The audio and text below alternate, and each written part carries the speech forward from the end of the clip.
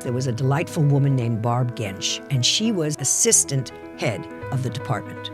And Barb Gensch comes up to me and she says, I'm just curious as to what kind of shape you have to be in to do that, and what kind of shape you're in compared to what kind of shape an athlete is in. I said, we're athletes, but there's one component that sends us a little bit further. We have to hide the effort. We have to look like it's not hard. They don't care what they look like as long as they achieve what they have to achieve. She asked me if I could run 2 miles, and I said, sure. I'd never run in my life.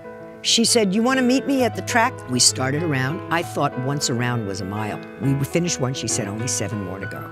And for the first 3 laps, I felt like steel bands were around the tops of my thighs, and they were getting tighter and tighter and tighter and tighter.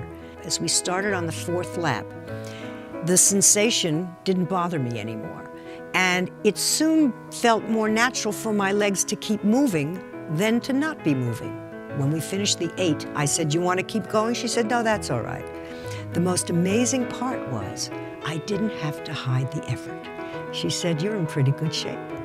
Now, I couldn't walk the next day, but I didn't tell her that. In my years that I was with HPER, I was able to point out to my physical education colleagues the ways in which we weren't far apart. I could see the similarities between the moves that we do in ballet and sports. It became a passion of mine to train athletes, and one of them was the kicker from the team.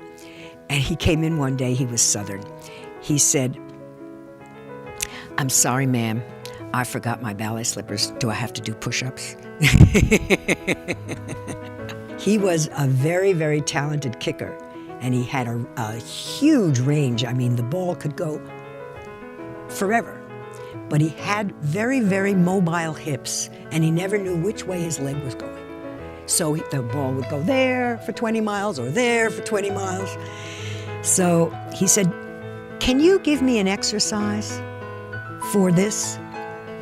You point your toe front and you make a slow circle around, a half circle, and this leg is going, oh, no, you don't. And in doing that, you're strengthening both legs.